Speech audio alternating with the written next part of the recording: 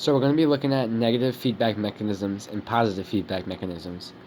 These are very easy to pretty much explain. For looking at these, the negative feedback mechanism, it goes back to homeostasis, which tries to maintain or regulate the internal environment compared to the external environment, always changing.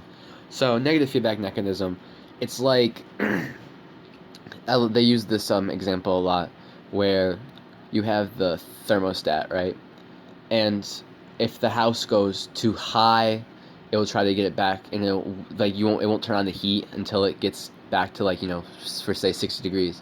So if it's above 70 degrees, the thermostat's not going to turn on, and it's just going to wait for it to go back to 60 degrees. If it gets below 60 degrees, maybe 50 degrees, it will turn on and try to get back to 60 degrees. So it's always trying to get back to the same position to maintain that. But the positive feedback mechanism is a little different. It tries to go above and beyond to accomplish a certain goal. So they're not necessarily trying to get back to that certain set point. An in-depth example is in childbirth. They'll give more oxytocin in order to have more contractions and able to have the baby. See, so they're giving more of the body, and it's not really maintaining it. It's actually going more, so you're getting way more than what the body would actually give. You're not really going to a set point. You're just going, trying to give more and more.